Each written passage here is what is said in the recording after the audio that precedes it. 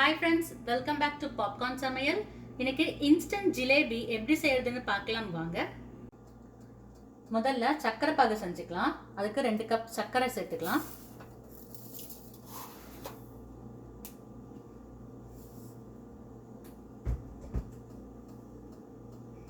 இப்போ இதே கப்ல 1 கப் அளவுக்கு தண்ணி சேர்த்துக்கலாம்.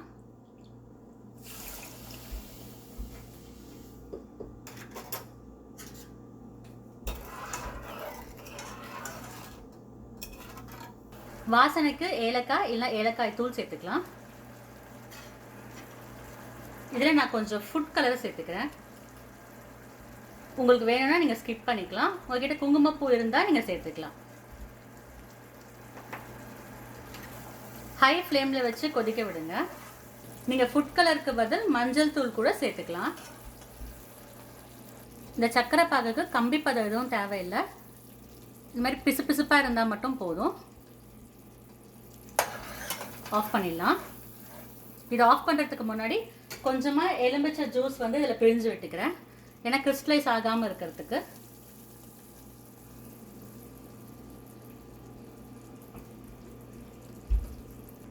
இப்போ இதை மூடி வச்சுட்டு ஜிலேபிக்கு பேட்டர் செய்ய ஆரம்பிச்சிடலாம். இப்போ ஜிலேபி மாவு செய்யறதுக்கு எந்த கப்பில் சக்கரை அளந்தோமோ அதே கப் அளவில் 1.5 கப் அளவுக்கு மைதா மாவு சேர்த்துக்கலாம்.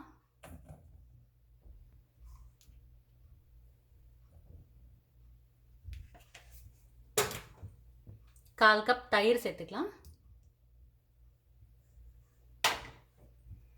1/2 டேபிள் ஸ்பூன் பேக்கிங் பவுடர் இல்லைன்னா பேக்கிங் சோடா சேர்த்துக்கலாம். ரெண்டுமே வேண்டாம் அப்படின்னு நினச்சிங்கன்னா 5 கிராம் அளவுக்கு ஈனோ சால்ட் சேர்த்துக்கோங்க.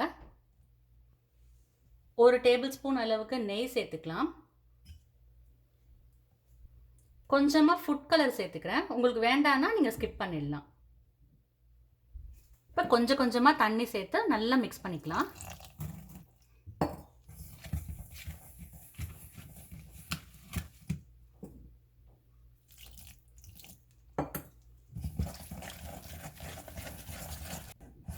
இந்த மாவை 10 to 15 மினிட்ஸ் நல்லா பீட் பண்ணிக்கோங்க.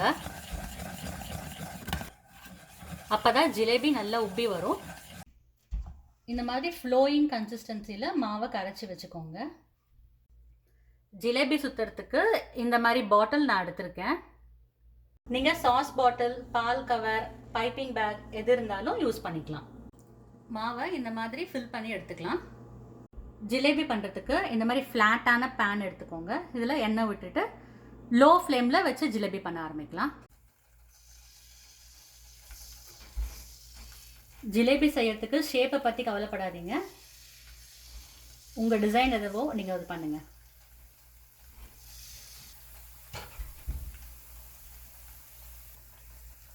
நம்ம இதை மீடியம் ஃப்ளேமில் ஃப்ரை பண்ணுறதுனால இது ஃப்ரை ஆகிறதுக்கு 2 to 3 மினிட்ஸ் ஆகும். இந்த ஜிலேபிஸ் எல்லாம் ஃப்ரை ஆனதும் ஸ்ட்ரைட்டாக சக்கரை பாகில் சேர்த்துடலாம். அதனால் சக்கரை பாகு கொஞ்சம் சிம்மில் இருக்க மாதிரியே பார்த்துக்கோங்க.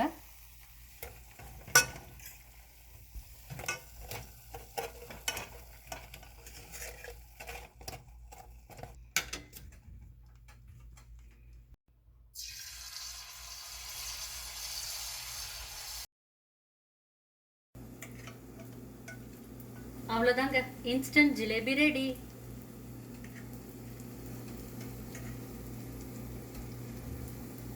சர்வ் பண்ணுறதுக்கு முன்னாடி துருவின பாதாம், குங்குமப்பூ இதெல்லாம் கூட சேர்த்துக்கலாம். இந்த வீடியோ உங்களுக்கு பிடிச்சிருந்ததுன்னா பாப்கார்ன் சமையலுக்கு சப்ஸ்கிரைப் பண்ணுங்கள். இந்த ரெசிபியை நீங்களும் செஞ்சு பார்த்துட்டு உங்கள் கமெண்ட்ஸை ஷேர் பண்ணுங்கள். தேங்க்யூ.